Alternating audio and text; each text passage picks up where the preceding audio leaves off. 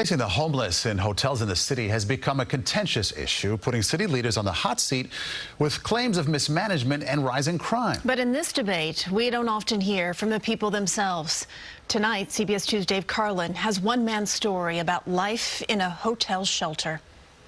I never thought that I would wind up in a homeless shelter when I was a kid. That's Sal Solomon, and here he is at 8 years old in public school in Hell's Kitchen.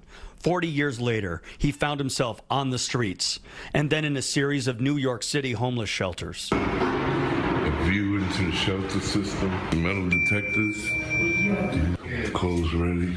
Right, we gotta be up by 8 o'clock. Move.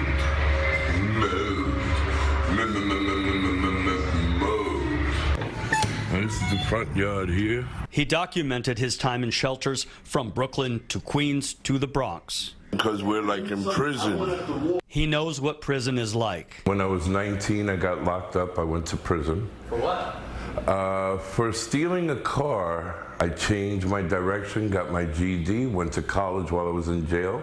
At age 24, he was out and pursuing music. To this day, he sings.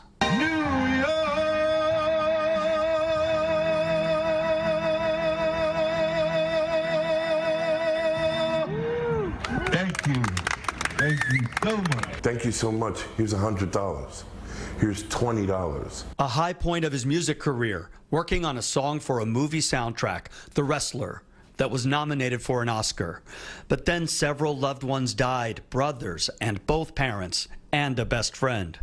Depression wrecked his marriage, and he spiraled. Sleeping on a bench, sleeping on the train. I totally didn't want to live.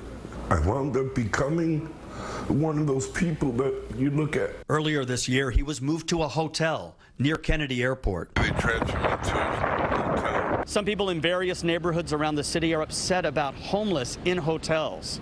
Here's what Solomon has to say about that. A part of me agrees with them.